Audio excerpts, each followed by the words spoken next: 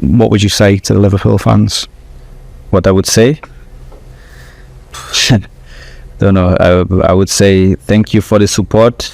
Of course, I saw it also on Instagram or everywhere else that they are wanting me to come, and so I would say thank you for the support, and I'm really looking forward to play in front of them and achieve together big things.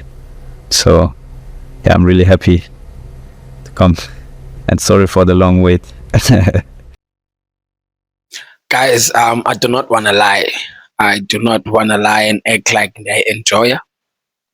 It's actually crazy because I knew I get Champions League, but I just want to say this is a great signing. Arne Slot has made a very great signing. This is a great move. Yes, it's a record signing for Liverpool because they don't usually go for players of this caliber.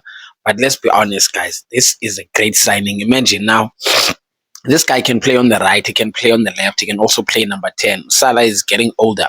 So now if Salah needs some rest, you can put him on the right, play him number 10, play him number 10, play him on the left. Like it's a very, he can even play false nine.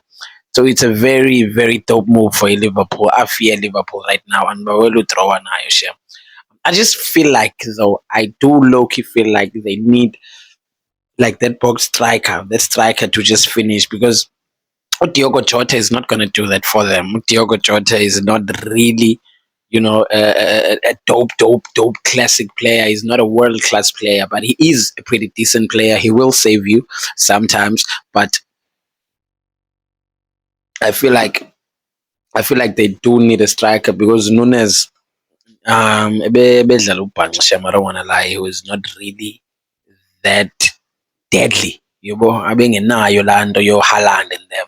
But I do feel like Liverpool has just made a very great signing, Jam. I don't want to lie.